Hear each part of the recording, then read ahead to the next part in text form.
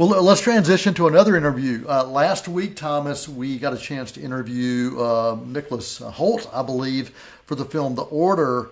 And also part of that same junket, Jude Law addressed a question that you had as well.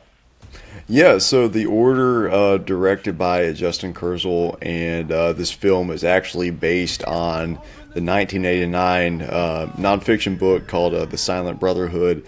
And so I directed this question in the press conference and asked, Jude and Nicholas if they had any background, prior knowledge on the source material, and how that inspired their approach to the film. And so you'll get to see Jude Law dig into that in his answer here. So yeah, very pleased that I got a question answered from both Nicholas and Jude in that conversation.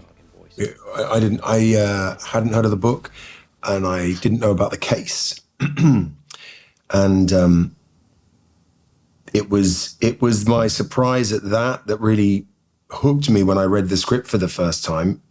There are obvious parallels and resonance that also made it very timely, but it was also this sense of in the heart, it was also a real cat and mouse thriller, and I just thought to use all of those was really exciting. But research-wise, I did a lot of research on Bob Matthews. That was Justin's guidance. He really wanted me to study Nick as Bob and really get a sense of how forensic you have to be to get ahead and capture these kind of people, and how all-consuming that is.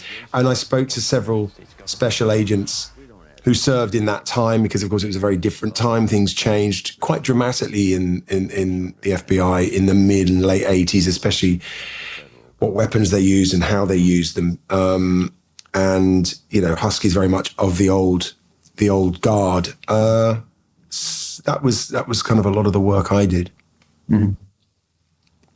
Yes, I hadn't heard about this case. The book is a fantastic source of information about all of the characters and their history, and particularly for Bob, for me, in terms of his past. And then it was partly going off of this manifesto that Justin gave us both, I think, different versions of, in terms of I'd be planning bank robberies and writing letters to loved ones as if I knew my death was upcoming, and kind of how I felt about that. Sending Justin the director voice notes as the character, talking about what weapons they own, how they feel about America, all these sorts of things. So there's all that. There's the physical preparation. I would listen to, I found recordings of Bob's speeches. I would listen to those. I would read what Bob read. I would, there was things like, just creating that community. And Justin would be like, hey, make sure that you're providing for your family. Cook them dinner each night. That's what Bob would do. Use ma'am and sir when you're talking to people.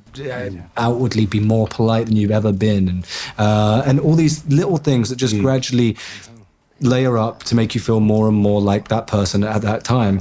So that then by the time you're, on set, you feel like you've got a real understanding of their mindset, where you can kind of let everything else go and just be as close to what you imagine them to be as possible.